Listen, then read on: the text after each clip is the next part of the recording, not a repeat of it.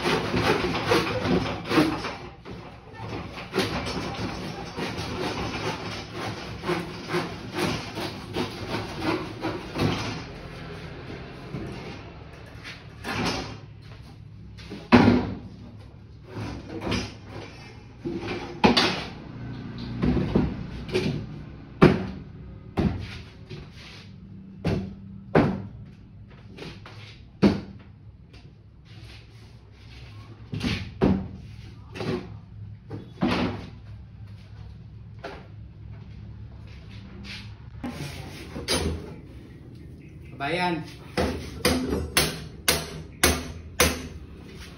gawa tayo ng lababo.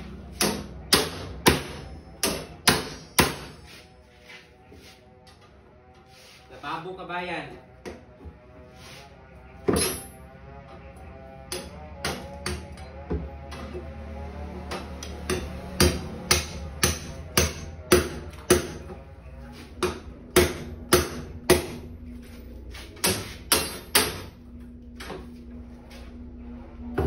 Ayan o, lababo.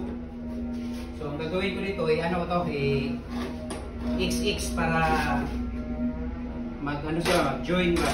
Mag-join ba yan? Diskarte. Ito ba yan? Ito yung gawa kong lababo pala.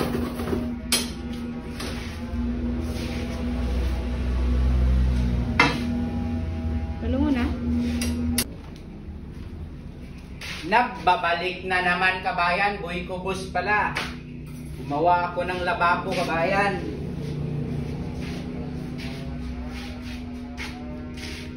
Lababo,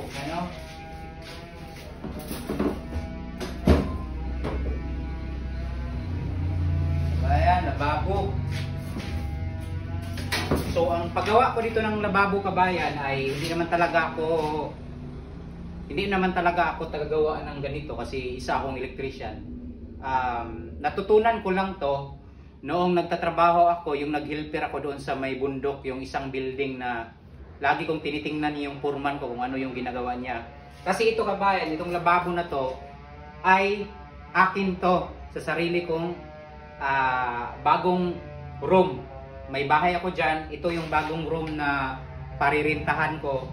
So dapat meron kang kunting knowledge sa ganito, magmasid ka sa mga tao na nakapaligid sa iyo kung gusto mong matuto. Kasi nga, kabayan, example, kung ipagawa ko to sa mga mason kabayan, sa mga panday, medyo mahal talaga ang gastos kabayan. Itong gawa na ganito kabayan, siguro nasa mga 3K to 4K ang presyo dito sa pakyawan nila. So ngayon, medyo makatipid talaga ako kasi nga wala din akong pambayad. Kaya nagpursige talaga ako na matuto sa ibang trabaho. Hindi lang sa electrician kasi nga kung hindi ko to pinursige ay makabayad ako ngayon ng 3K or 4,000. Mas lalo pang mas mahal kasi may tiles pa. So ngayon, ang susunod nito kabayan, magbubuhos tapos tiles. So yung tiles na naman ay pag-iisipan ko na naman kung paano gawin. So ako naman ang gagawa noon. So akin naman tong bahay, wala namang problema kung magkamali ako kasi nga practice dito sa bahay ko. ito parintahan ko pala to, na itong room na to ay paririntahan ko, kaya nagpursige ako dahil ang totoo wala din akong pangbayad talaga sa Panday, wala akong pera pangbayad. So itong mga materials dito ay inipon ko lang to nung nagtatrabaho ako sa electrical. Pag may kunti akong maipon sa electrical na trabaho na sahod, tinatago ko para paunti-unti ko igawa ng ganito kabayan. Yan kabayan, yung pag ganito kabayan, yung pagtali ay wala ako, yung plier lang yung gamit ko. Actually, alam ko na kung paano din magtali ng mga bakal. Kasi nakita nyo naman, di ba, sa nakaraan, previous, kung paano magtali. So, alam ko na din paano magtali. Paano magputol ng kabilya. Ayan. Paano magputol. Tinanong ko kabayan, pinag-aralan ko talaga. Nagmasid ako sa mga kasamahan ko kung paano. Kasi nga, sa panahon ngayon kabayan, ang mahal ng libor, kailangan mong matuto. Ang mahal ng mga tagagawa ng ganito ngayon, mga panday, mahal. Kaya kailangan mong matuto sa mga ibang trabaho. So ako, hindi ako expert nito, pero sana malaman ko talaga paano talaga to, kasi nga gusto kong malaman itong mga trabaho na ganito, no? Gusto kong malaman talaga ang mga trabaho ganito kabayan, kasi gusto ko din ang trabaho ng mga ganito. Yan o, yan yung ginawa ko kabayan, no? Tingnan nyo kabayan. Yan. Di pa yan tapos kabayan. Tapos ito yung harap. Ito yung room na paririntahan ko.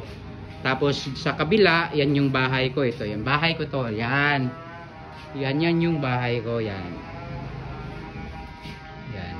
Nakasiparit ang bako dito sa aking sa aking room. Yan, bahay ko. Yan. Tapos yan yung paririntahan ko. So saan ako gumawa? Yun yung ginawa ko kabayan.